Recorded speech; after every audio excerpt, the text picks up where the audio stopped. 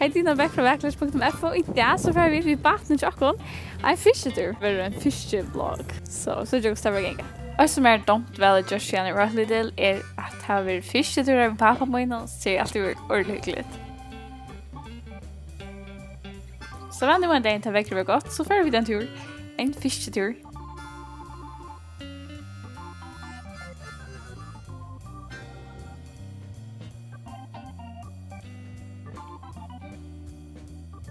Här är det den större krossfiskar. Här är de största vidna här vi har att se. Här är en bygdaligt krossfiskar. Så det är ett bojn i den soppan eller det. Åh, ditt kist. Baby. Så är bygdaligt ilskär. Det är så fint och fullt av pinnen. Jag ser flera krabbagocker.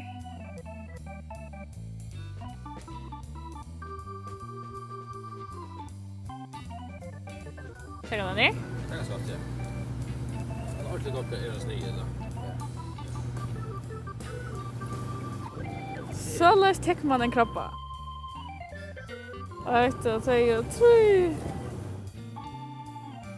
Den här krabbagogga. Åh, det här. Är en baby? Är det två? Ja, det. Okej. Det är en baby, eisini. Här är en bygdaligt krabbagogga och det är så fint. Det är nog stort att svittra och slå i er i kjönen. Här har vi en trasserass och jag kallar det showreif. Visste du att man kan äta sig trasserassarna? Det är faktiskt ordentligt fina mäter.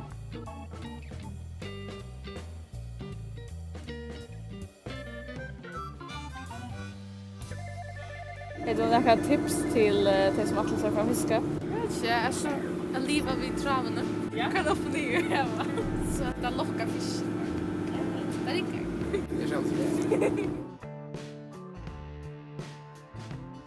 Kan du rösta av här så?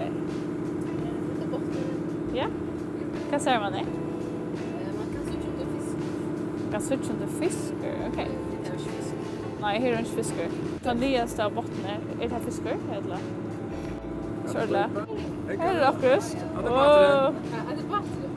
Är det bättre? Ja. Lite av några showrack av skalafjörden. Vad säger man också här? Till några showrack av skalafjörden och det switchas av sån här ekolodden. Måste ta man ner i batten till popcorn. Det att jag vill show någon pappa min där över lite, det har varit en otroligt stor lärdomar. Nu får jag att skaffa från agn till travener. Det sägs att man får agn och det är otroligt gott att fiska vid och det gör det att man får flera fiskar. Så jag vill ordentligt anfalla gocko agn.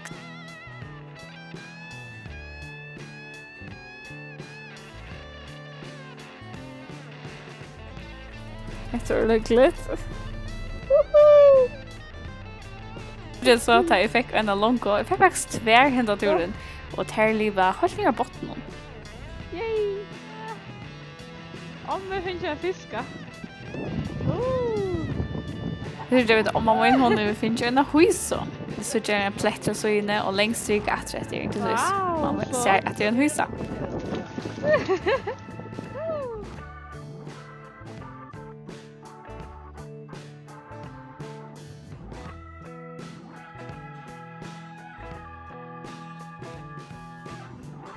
Jag tror det här var större så tar det otroligt spänt och då får jag äta.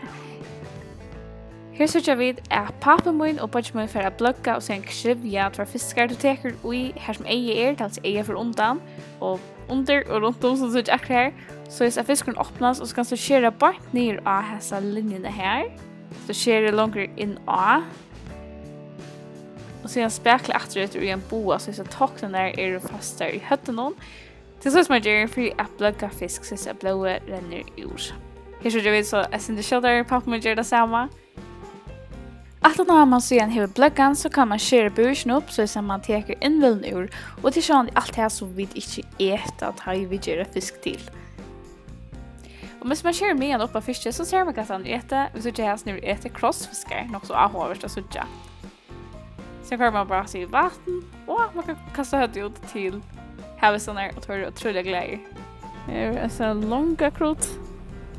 Vi fick att köra några fiskar hända dagen, det var nog stort lätt och tycker jag fiskar. Smakar väl just nu. Detta är en fiska.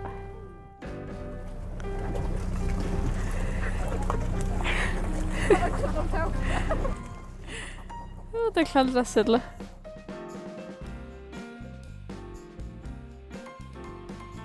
Starfiskarna vid det finns ju där så jag vet ordentligt och blöckar hinner annars kruter som det är. Så jag tror det är gott att lära sig att blöcka och krivja så är det klart att köra flätcha fisken och sedan göra den till mat.